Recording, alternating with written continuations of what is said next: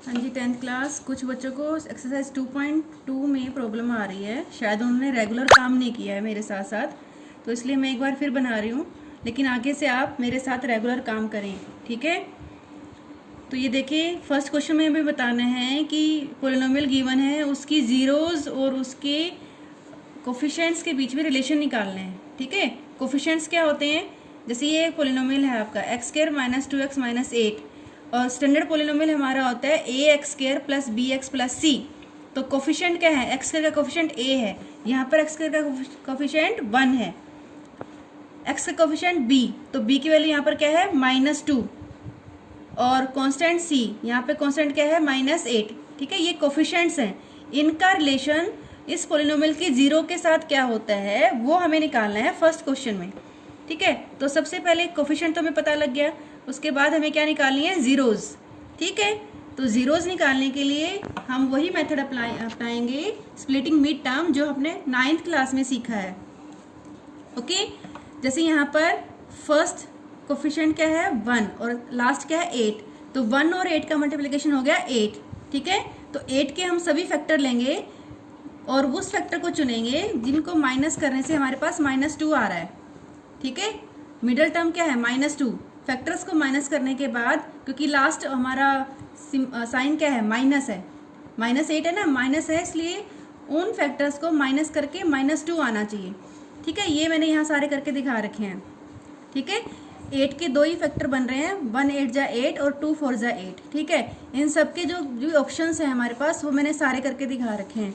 तो किस में हमारे पास -2 आ रहा है, 2 - 4, ठीक है। 2 - 4 लेंगे तब हमारे पास -2 आ रहा है।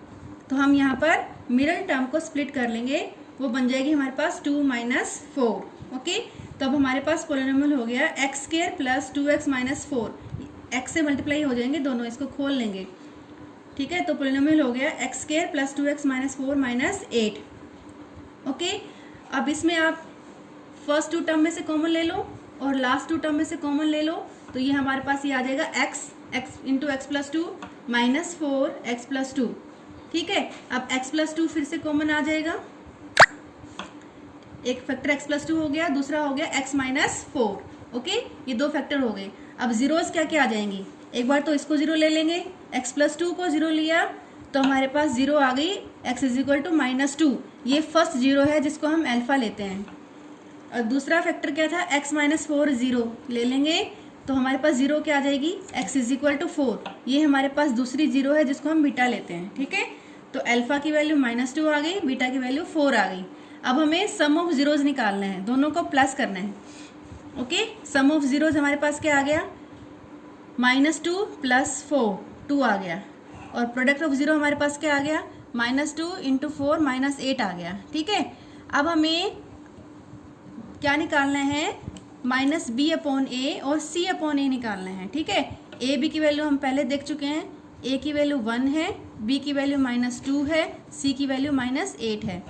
तो -b/a हम सोल्व करेंगे तो माइनस ऑलरेडी है और b भी माइनस है, अपॉन a की वैल्यू कितनी है 1, तो टोटल आंसर हो गया 2। c/a सोल्व करेंगे, c की वैल्यू कितनी है -8, a की वैल्यू कितनी है 1, तो -8 आंसर आ गया।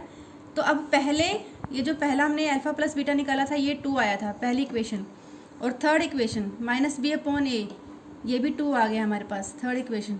तो पहले और तीसरे से इसका आंसर भी 2 है, इसका आंसर भी 2 है, तो हम कह सकते हैं कि अल्फा प्लस बीटा -b/a के इक्वल होता है, ठीक है। सम ऑफ रूट्स -b/a के इक्वल होता है, ये रिलेशन है सम ऑफ जीरोस का कोफिशिएंट ऑफ द पोलिनोमियल के बीच में। और सेकंड और फोर्थ का देखें हम, सेकंड में हमारा अल्फा × बीटा का आंसर कितना आया था -8, और फोर्थ में देखो, फोर्थ इक्वेशन में c/a का आंसर कितना आया था -8। तो सेकंड और फोर्थ से हम कह सकते हैं कि अल्फा × बीटा = c/a, क्योंकि दोनों का आंसर -8 है, ठीक है। तो ये जो है ये होता है रिलेशन, किसका relation, zeros of the polynomial and coefficient of the polynomials के बीच में ये रिलेशन होता है, ओके। तो आपको सेकंड के सारे क्वेश्चन इसी पैटर्न से करने हैं। एक और सोल्व करके दिखा रखा है मैंने, थर्ड पार्ट है ये, 6x² - 3 - 7x, ठीक है।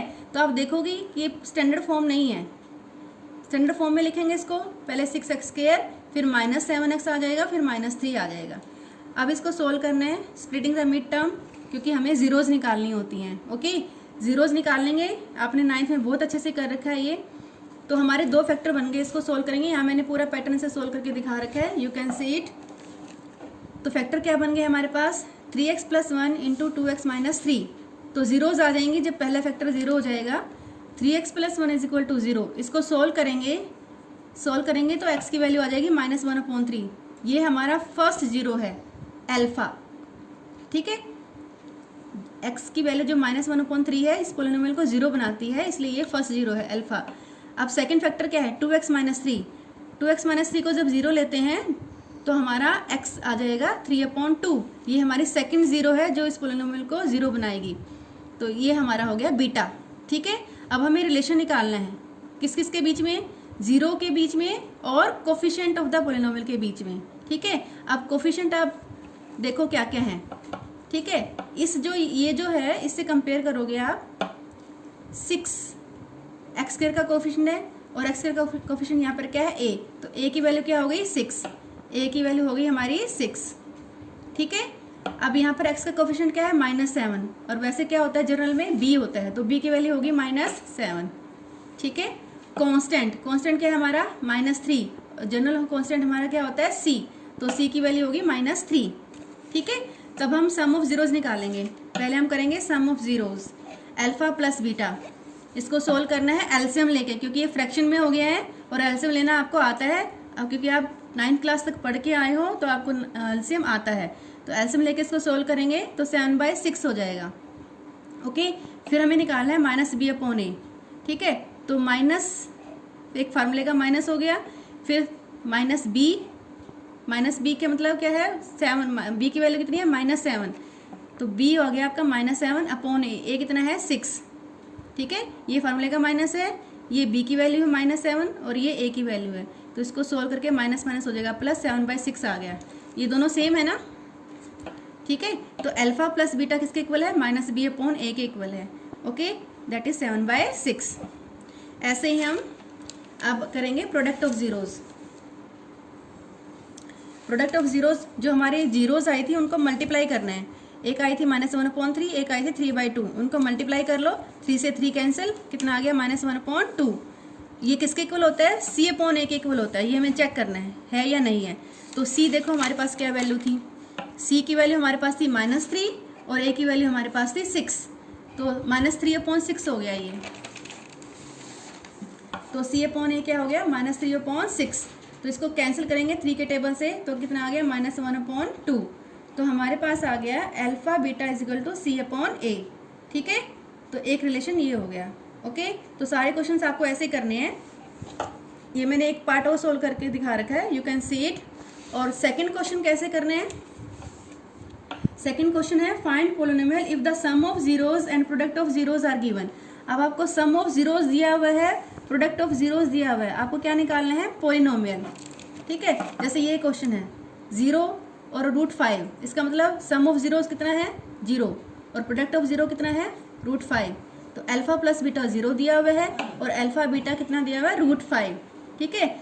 तो हमारा पोलिनोमियल जो होता है, जब हमें जीरोज पता होती हैं तो क्या बनता है, x² - alpha + beta × x + alpha × beta, ठीक है। मतलब x² - sum of zeros x + product of zeros. यहाँ सिर्फ वैल्यू रखनी है, अल्फा + बीटा कितना है, 0 रख दो, अल्फा बीटा कितना है, √5, ठीक है। 0 × x 0 हो जाएगा, तो क्या बचेगा, x² + √5। ओके, ऐसे एक पार्ट और सॉल्व करके दिखा रखा है। सम ऑफ जीरोज दे रखा है आपको -1/4, प्रोडक्ट ऑफ 0 दे रखा है 1/4, ठीक है। तो अल्फा + बीटा कितना है, -1/4, अल्फा बीटा कितना है, 1/4। इसको सिर्फ फार्मूले में रखना है आपको, x² - sum of zeros x + product of zeros. यहाँ रख दिया -1/4, क्योंकि अल्फा + बीटा सम ऑफ 0 हमें दे रखा है -1/4, यहाँ रख दिया हमने। प्रोडक्ट ऑफ 0 अल्फा बीटा क्या दे रखा है, 1/4, यहाँ रख दिया, ठीक है। अब बस इतना करना है आपको, इस 4 को फ्रैक्शन में से हटाना है आपको। तो एलसीएम ले लेंगे, तो ये 4 यहाँ मल्टीप्लाई हो जाएगा, 4x², और ये माइनस क्या बन जाएगा, +1, ठीक है। तो ये हमारा पोलिनोमियल आ जाएगा क्या आ गया 4x² plus x plus 1। Okay, सारे क्वेश्चन इसी पैटर्न से करने हैं आपको। Okay, now do it and send me to check.